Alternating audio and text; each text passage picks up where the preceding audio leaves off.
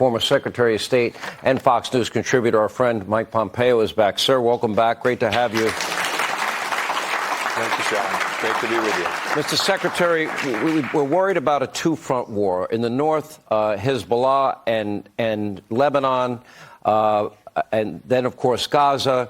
Now we have Iran threatening and warning Israel their time is up. At that point in time, I know Israel, it would be difficult, a two-front war. But if Iran involves itself, I would argue, and correct me if I'm wrong, its very existence would be hanging in the balance. To me, that would be a threat to the entire region, and maybe the consequences even worse. And I don't even want to go there. How bad would that be? Yeah, it'd be deeply dangerous, Sean. And I frankly think we're pretty close to that today. I do think we have war at hand, this barbarity that we saw in the southern Israeli desert. We can't forget, as you mentioned in your opening monologue, 30 Americans killed.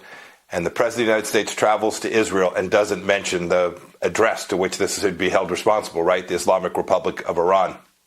I hope that we will continue to give Israel the space and the resources it needs to do the necessary for its own people, because it's necessary for Americans as well. There's still American hostages being held there as well. If we just get Hamas, that will be a good thing. It will save lives.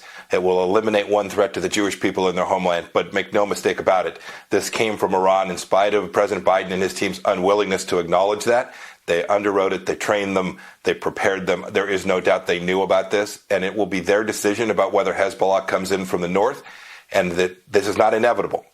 America can deter a two-front war for Israel, but it's going to require American leadership that I simply have not seen, and not appeasement. And the fact, Sean, that President Biden goes there and says, I'm going to give the Palestinians another $100 million of U.S. taxpayer money is exactly the kind of appeasement that brought us to the very day that we're sitting in right here today. And by the way, the PA reports are that they're going to reward the families of October 7th, quote, terrorists with money, which they have done historically. You're right about the $100 million. Here's the problem. I've been in those tunnels that they dig with Israeli money, cement, electricity, American money, cement, electricity. In other words, the money that we sent for infrastructure, schools, hospitals, they use it to build tunnels to kill, the people in Israel. So why would Joe give them? It's not going to go to the Palestinian people. That money's going straight in Hamas's pocket. Am I wrong? No, you're exactly right. Just as we've been talking for years about the fact that the Obama and Biden administrations underwrote the Iranian regime. They have enforced sanctions. Iran now has some $50-60 billion more than they had when we left office in January of 2021. They gave $6 billion to get 5 hostages back. And now the Iranians shall hold more hostages than they did when we paid ransom for the previous hostages. This policy is all just messed up. It's backwards.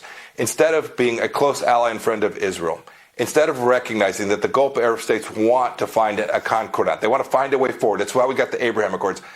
The Biden administration cozied up with the Iranians, with the Islamic Republic of Iran, and created the context against which the slaughter of 1,300 Israelis took place.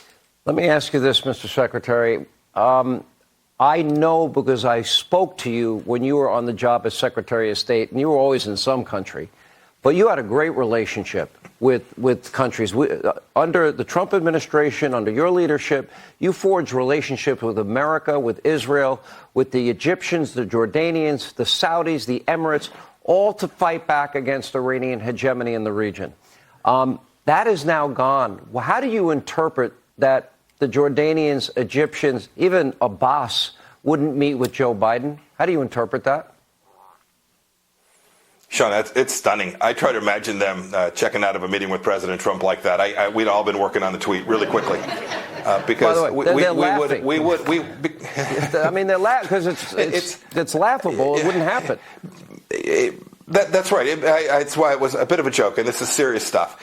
It wouldn't have happened. They wouldn't have walked away because they would have known that they wanted to see the President of the United States and his Secretary of State, and they wanted to be part of the conditions that would have saved their lives too. This is not just, the Iranian regime is not just a threat to the people of Israel and the United States. They're launching missiles from Yemen into Saudi Arabia. They've killed people in Europe. This is a challenge that confronts all people who care about human dignity and decency. And so, when President Biden says, we're going to allow them to have a missile program, that we're going to let them build out their nuclear program, these are the signals that tell the Ayatollah and Raisi, the leaders of Iran, and the IRGC, it tells them green light, do precisely what it was they did on October 7th. And the world has changed. We now need to make sure we give Israel every space to do exactly what they need to do. And should America tell them to stop, I hope that they will choose not to listen, to do that which is necessary. They need to protect their borders in very much the same way that we have the responsibility to protect American sovereignty as well. All right, Secretary Pompeo, always great to have you, sir. Thank you.